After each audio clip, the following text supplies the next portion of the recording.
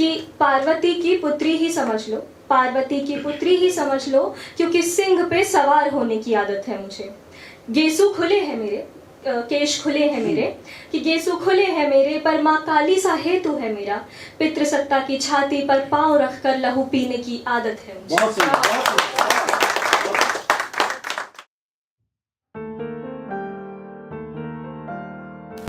तेरी कान्हा सी बातें मेरी सर्द सांसों को गरमाती, तेरी पश्मीना से गाने, ये सब पसंद है मुझे, पर इस सब के परे भी कुछ है जिस पे मैं ये दुनिया वारती हूँ।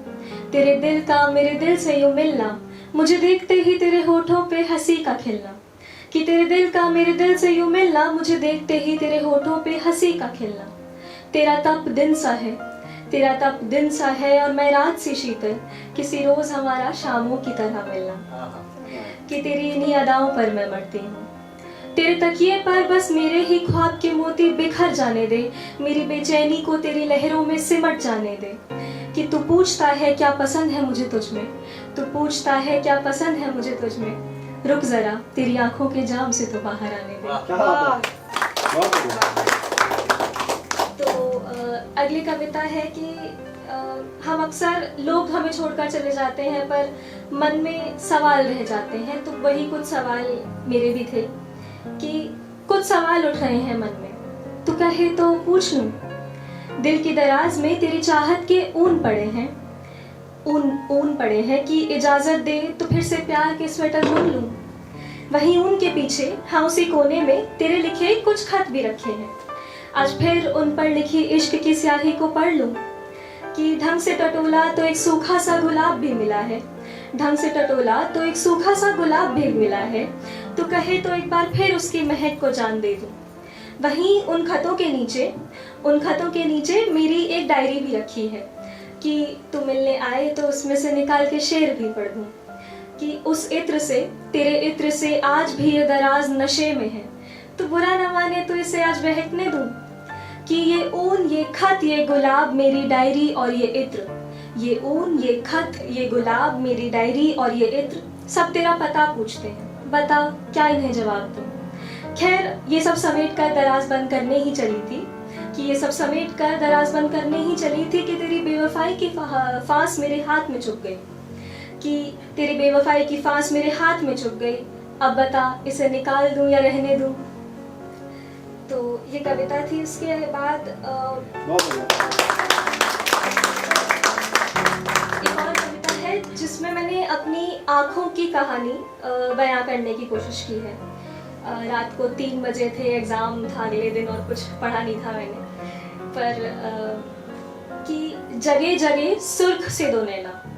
कि जगह जगह सुर्ख से दो नैना, थके थके कजराए दो नैना, कौन कौन जाने खोजे दो नैना, मुझे तो जगाए भर ये रहना, रुके रुके आसमान में दो नैना, मुलाकात पर जुल्फों से कहना, कि ढांक लो ना अब तो दो नैना, कि छुपे छुपे नम है दो नैना, लबों पर लफ्ज उतारना चाहे दो नैना, कि दिख जाए तो सूखे दो नैना, मिले मिले दो नैनों से दो नैना, चैन वैन विस्मृत दो नैना, मोहे मोहित कर गए दो नैना, जगे जगे सुर्ख से दो नैना, थके थके कजराए दो नैना, झुके झुके लज्जित दो नैना, कि झुके झुके लज्जित दो नैना, कलम कमल निहारे दो नैना, लहू लुहान अश्रु से दो नैना, अंतिम बार जगे से दो नैना, और तेज तर्रार सूर्य से पराजित, तेज तर्रार सूर्य से पराजित, अब मृत है दो नैना। अगली कविता मेरे हृदय की बहुत समीप है, बहुत ही अपने लोएस्ट पॉइंट पर लिखी थी मैंने ये कविता, कि आ जाना तुम मेरे पास, आ जाना तुम मेरे पास, जब लगे कोई नहीं है तुम्हारे पीछे और थमने लगे जब सांस, तब आ जाना तुम मेरे पास, एक लम्हा रुककर पीछे मुड़ो तो सही, मैं हूँ भीतर उस एहसास, कि जब सर से साया छिनने लगे और चाहिए हो तुम्हें किसी का हाथ, तब आ जाना तुम मेरे पास। हाँ तुमने दिल दुखाया है मेरा, हाँ तुमने दिल दुखाया है मेरा, पर जब सीने से टूटने की आए आवाज, जब उंगलियों से उंगलियों पर और दांतों से खींच लो तुम खाल,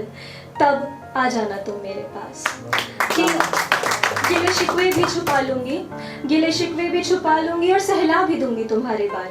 बस अगली सुबह रख लेना अपने सारे सवाल अपने पास और एक बार प्यार से रख देना मेरे सर पे हाथ और कह देना मेरी जान आ जाओ ना मेरे पास।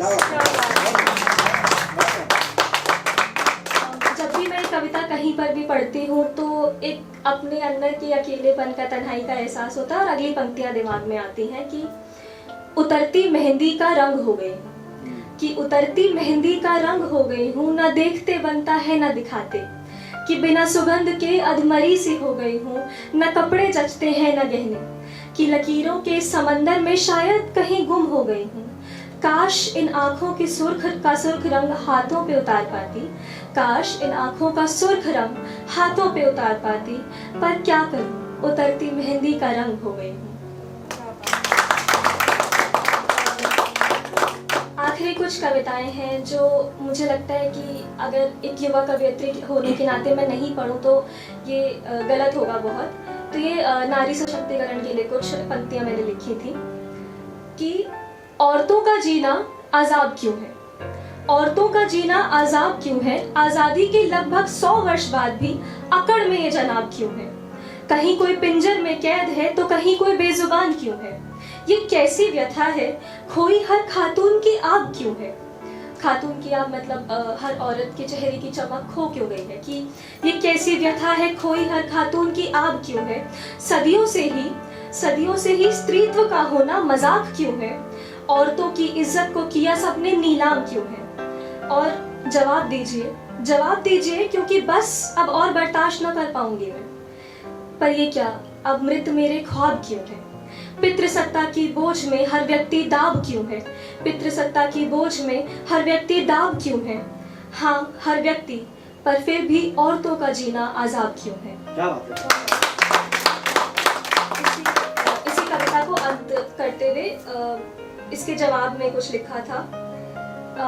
अक्सर लोग कहते हैं कि मर्दों की तो आदत होती है, आदमियों की आदत होती है ऐसा करने की, तो मैं आज की नारी की क्या आदतें हैं मैं वो बताना चाहूंगी कि ये जो तेरी आंखों की घृणाग्नि है, ये जो तेरी आंखों की घृणाग्नि है, उतनी में तो कच्ची रोटियां सेकने की आदत है मुझे, कि शिव की पुजारन हूँ मैं, हाथों में जलता शव लेके नाचने की आदत है मुझे, कि पार्वती की पुत्री ही समझ लो क्योंकि सिंह पे सवार होने की आदत है मुझे। गेसू खुले हैं मेरे, केश खुले हैं मेरे, कि गेसू खुले हैं मेरे, पर माँ काली सा हेतु है मेरा, पितृसत्ता की छाती पर पांव रखकर लहू पीने की आदत है मुझे।